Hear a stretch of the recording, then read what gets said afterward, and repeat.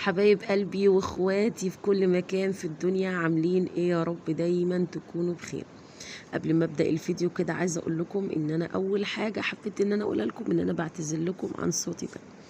انا والله العظيم بقالي كام يوم نفسي اني انا انزل فيديوهات واتكلم معاكم وكده، بس والله العظيم غصب عني بسبب صوتي ان انا مش قادره اتكلم اصلا. يعني انا كده النهارده اعتبر الحمد لله كمان كويسه، بس انا علشان خاطر انكم انتوا وحشتوني وحشتوني وحشتوني بجد بجد كتير. مفتقداكم، مفتقده سؤالكم عليا، مفتقده تعليقاتكم الحلوه وتشجيعاتكم ليا، مفتقده ان انا افضل دايما معاكم كده وموجوده بينكم واحس ان انا ايه معاكم على طول يعني. فما كانش ينفع ان انا اتاخر عليكم اكتر من كده والله العظيم. بصوا يا بنات، ده طبعا وصل الانتري بتاعي الجديد اهو، كده تقروا طبعا العنوان بتاعه وهتشوفوه. ده انا خرجت بقى الانتريه اللي كان اللي موجود، لو انتوا فاكرينه يعني الناس اللي متابعه معايا وعارفه اللي هو اللي كان لونه احمر ده. والسفره وكده والحمد لله رب العالمين، يعني هو وصل بالسلامه اهو، جددته. وطبعا غيرت كل حاجه فيه وخليته الحمد لله زي ما انتم كده شايفين. عايزاكم تقولوا لي برضو ايه رايكم في اللون، وكمان هوريه لكم في الاخر النتيجه بتاعته في الاخر، يعني هوريكم وصل لأنهي مرحله وكده.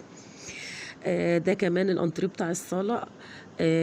انا اديتوله الصراحه بالفرش اللي عليه وكده، لاني هو ان شاء الله كده انا هعمله ركنه، يعني هعمل ركنه وهوري لكم برضو الانتريه ده بعد ما اتعمل ركن، واوريكم الشغل بتاعه الصراحه شكله عامل ازاي وكده. فطبعا بعد ما يتقلب ركنه مش هتبقى ليه اي لازمه، الكفرات اللي من بره دي مش هتبقى ليها اي قيمه الصراحه. فانا قلت يعني لو حد محتاجها ولا كده ياخدها يستفاد بيها افضل واحسن. فعايزاكم برضو بعد ما تشوفوا كده في النهايه اوريكم بس الشكل النهائي ليه، الانتريه اللي جوه والسفره وكده، اوريكم برضو الشكل النهائي ليه، وعايزاكم تقولوا لي ايه رايكم في الالوان اللي احنا اخترناها وكده، وايه رايكم في السفره وكده. وبرضو ان شاء الله ده لما يجي هوريكم. بصوا بنات، ده بقى بعد ما جاتت الخداديات بتاعته اهي. هو المفروض قال لي ان انا عايزه اعملها اللون اللي هو الرمادي واللون اللي هو الفاتح التاني ده، يعني ناحيه كده وناحيه كده. فطبعا ناصر قال لي بصي يا اماني اللون الرمادي ده قافل قوي، ده بالمناسبه ده اللي هو الجلد المقلوب، القماش بتاعه اللي هو الجلد المقلوب. قال لي هيبقى قافل قوي، خلي الخده ديات بلون الشلت بتاعه الكراسي او بلون الشلت بتاعه الكنب علشان يفتح شويه. نفس الكلام كراسي السفره برضو اديتهم له، نجدهم لي وغير لي القماش، يعني حط لي القماش وغير لي القماش برضو نفس الكلام جلد مقلوب. وبرضو بامر الله الركنه اللي هتيجي في الصاله برضو هتبقى بنات جلد مقلوب برضو.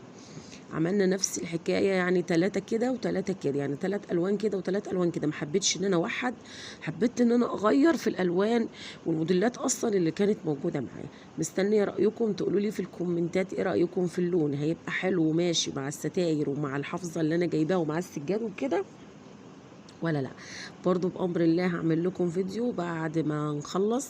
يعني بصوا احنا حاليا كده مستلمين حاجه حاجه، الاوضه دي خلصت بالنيش بالتصميم بتاع الحيطان بالالمونتين بكل حاجه فيها الحمد لله خلصناها، عشان لما تيجي الحاجه تيجي على نضافه. السجاد برضو بتاعها مغسول ومتشال وتمام. الصاله برضو بامر الله قبل ما يجي الانتريه بتاعها وكده، او قبل ما تيجي الركنه هنصبنها وكسجاد كله مغسول، ستاير كلها الحمد لله رب العالمين غسلنا. احنا حاليا بصوا واخدين كده ايه يعني هجمه كده مرتده على الشقه شويه، بحيث ان شاء الله كده على المدارس او على دخله الشتاء تبقى كل حاجه نظيفه وزي الفل.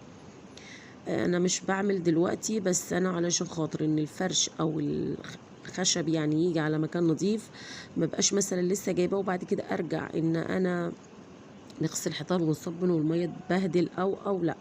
فاحنا قلنا ان احنا الحتت يعني او الاماكن اللي انا غيرت فيها عفش وكده هنصبنها وننضفها كده ونخليها ما يبقاش في اي حاجه، بحيث ان احنا وقت ما اجي افرش للشتاء بامر الله علينا وعليكم بخير تبقى كل حاجه نظيفه وجاهزه. بس طيب خلصنا بقى ووريتكم كده الانتريه. دلوقتي اي حد هيشوف الانتريه يقول له ايوه بقى فلوس اليوتيوب ظهرت عليكم. ظهرت عليكم فلوس اليوتيوب. معلش انا والله العظيم بعتذر لكم مره تانية على صوتي، بس انا بص هو ده يعتبر اللي انا ايه المراحل اللي انا وصلت ليها في الوقت الحالي.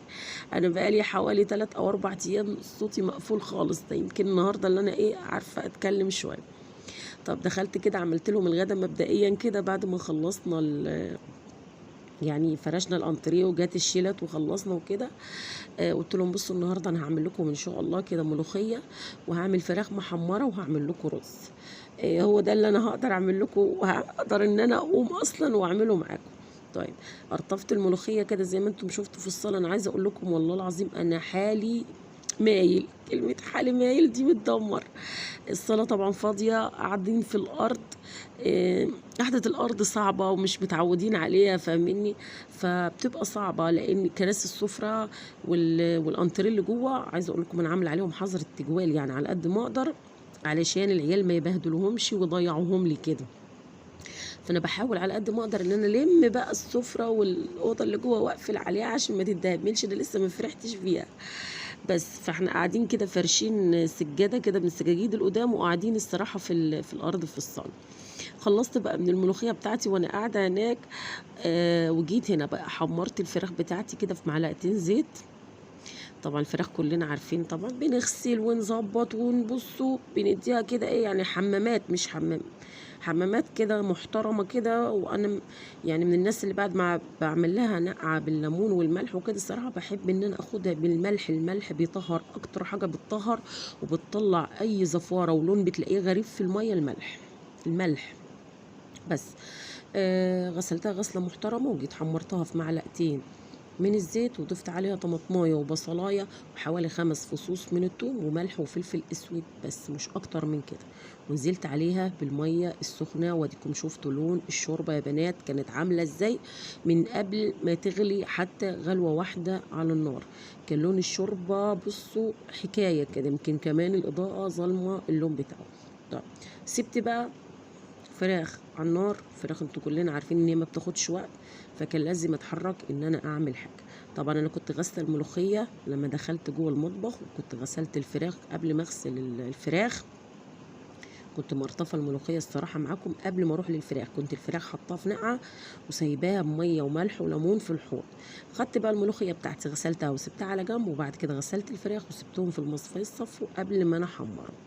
فهنا بقى بعد ما خلاص حطيت الميه زودتها للفراخ وسبتها على النار، جبت بقى الملوخيه بتاعتي وقعدت.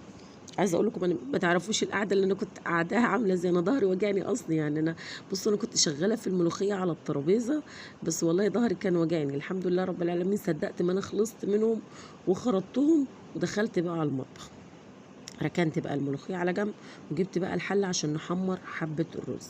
طيب، الفراخ انا وطيت عليها ونقلتها على العين الصغيره ورا الناحيه التانية، لان طبعا انا خرطت الملوخيه مش بتاخد اصلا، خرط الملوخيه مش بياخد وقت اساسا، لان انا من النوع اللي ما بيحبش يسيب الملوخيه الصراحه. يعني انا بعترف لكم بكده، ما بحبش اسيب الملوخيه تنشف من الميه اللي فيها خالص، لا تبقى يعني ملدنه شويه عشان حتى تعرف انك انت تخرطيها وتبقى سهله معاكي في المخرطه وكده. بس فجيت هنا سبت الفراخ على العين زي ما قلت لكم، العين اللي ورا وطيت عليها نقلتها ورا، وجيت هنا حطيت الرز حمر. وبعد ما احمر الرز بتاعي حمرته في معلقتين زيت، برضه انا بحب اعمل الرز الصراحه في الزيت. اصفر كده واحمر وخد لون، عملت اللي هو الحبه وحبه، ما عملتش رز بشعريه النهارده، عملت اللي هو الحبه وحبه بس. ونزلت عليه بقيه كميه الرز وكده، وصفيت كام كبشه كده كويسين من الشوربه بالمصفايه، وجهزتهم في العلبه جنبي، قلت علشان ازيد منهم الرز وكده. بس ضفت بقى الشوربه للرز، وجيت هنا علشان اشوف اخر حاجه الفراخ وصلت لحد فين والدنيا بقت تمام ولا لا. بس عايزه اقول لكم الفراخ سخنه مولعه والله، مش عارفه حتى امسكها، مش عارفه امسكها خالص. لقيت الفراخ خلاص استوت وتمام، هشيلها بس كده من على النار علشان اشوف هعمل ايه بعد كده. جبت بقى معلقه ايه، جبت الحله بتاعتي وجبت بقى معلقتين من السمنه علشان هطش للملوخيه اللي معايا. وعارف انا بحب ان انا اطش للملوخيه الاول وبعد كده اضيف عليها الشوربه والملوخيه. ما بحبش ان انا احط الا نوادر، يعني لما اكون كده في مزاج كده حاضر نادر ان انا اعملها. بس برضو هنا كانت الشوربه برضو مصفياها يا بنات من الحاجات، يعني البصل والطماطم والحاجه بحب ان انا احطها رايقه، ومجهزاها برضو جنبيه في العلبه علشان في وقت ما احتاج، ما لسه مش هجيب مثلا الكبشه لسه، وهاتي المصفايه وهاتي مش عارفه، لا تبقى موجوده وجاهزه جنب ايدك، تضيفي هنا تضيفي هنا، تبقى الحاجه موجوده جنبيكي. او لو انت عايزه تصفي كميه الشوربه كلها صفيها. هنا انا حطيت الملوخيه بتاعتي، اديتها كام ضربه كده بالمعلقه الخشب، بس لاحظت ان لسه في قطعه من الملوخيه من فوق لسه موجوده على الوش. فجبت الصراحه الشوكه بتاعتي وفضلت اضرب فيها لحد ما نعمتها وخليتها تمام وزي الفل.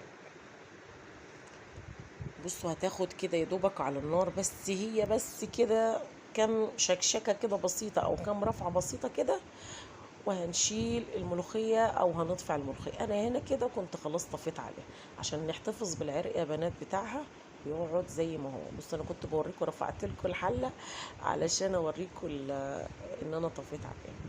بس جيت هنا بصيت على الرز، لقيت الرز خلاص استوى. بص الرز نار يعني، بص الرز بينزل على ايدي مولع ولع. اتشرب طبعا، اول ما جيت اتشرب انا وطيت عليه. فهنا حبيت ان انا دقت كده كام حبه منه، لقيته تمام استوى زي الفل، فانا طفيت عليه. طيب هنا هم خلاص حبوا يتغدوا خلاص وجاعوا وقفوا كده على اخرهم. فحمرت لهم بقى الفراخ. هتشوفوا بقى لون الفراخ دلوقتي بقى، لان احنا يعتبر محمرينها قبل ما نسلقها اصلا. فهنا لما هتيجي تحمريها هتلاقي اللون بتاعها خطير. اه والله العظيم بجد هتديكي لون حلو قوي.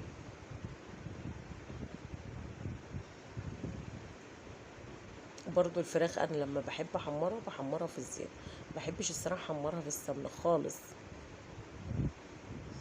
بس هنا في حاجات ابتدت تمسك مني لاني كنت مخرجاها من الشوربه، فكانت لسه يعتبر فيها يعني من الشوربه، من الميه بتاعت الشوربه نقط وكده. فلما بتيجي تحمري بتروح ماسكه في الطاسه بتاعتك. بس دي عشان خاطر ان ده زيت ما لزقتش جامد، ما مسكتش ولزقت جامد عارفين لو مش زيت، لو سمنه وكده كنتوا طلعتوا الفراخ حتت متقطعه من الطاسه. هبدأ بقى كده ان انا اخرج الفراخ بتاعتي. اخرجي بقى من الشوكة، ما تطلعيش عيني. اظبط لكم بس شكلها عشان تشوفوا هي حمرا ازاي اهي.